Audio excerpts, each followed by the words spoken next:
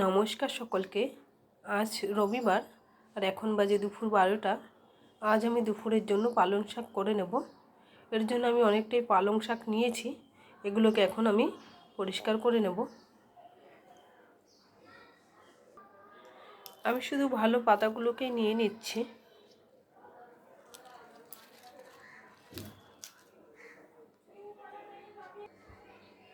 সব পাতাগুলোকেই আমি বেছে নিয়েছি।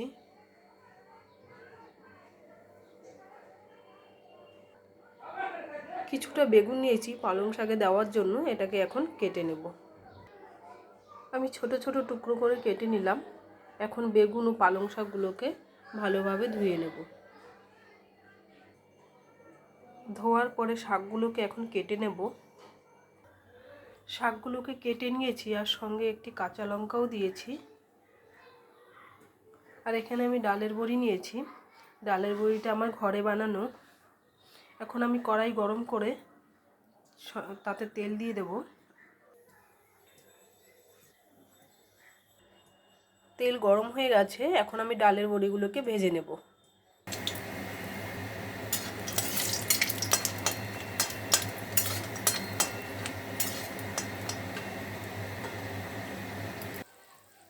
ডালের বড়ি তুলে নিয়েছি। এখন ফোড়নের জন্য রাঁধুনি দিয়ে দেব।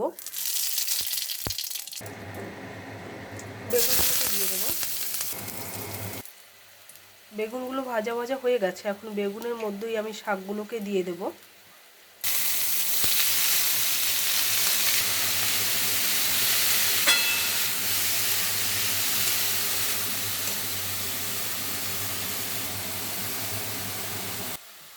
দিয়ে দেব হলুদ আর দিয়ে দেব লবণ।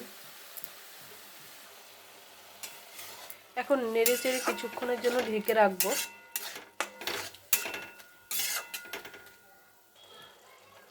ভাজা ডালের বড়িটাও দিয়ে দিচ্ছি।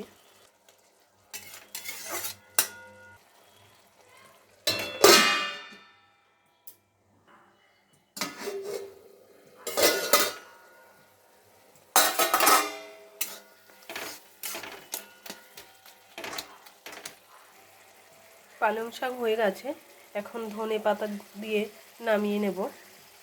পালং শাকে ধনে পাতা দিলে খেতে খুবই ভালো লাগে।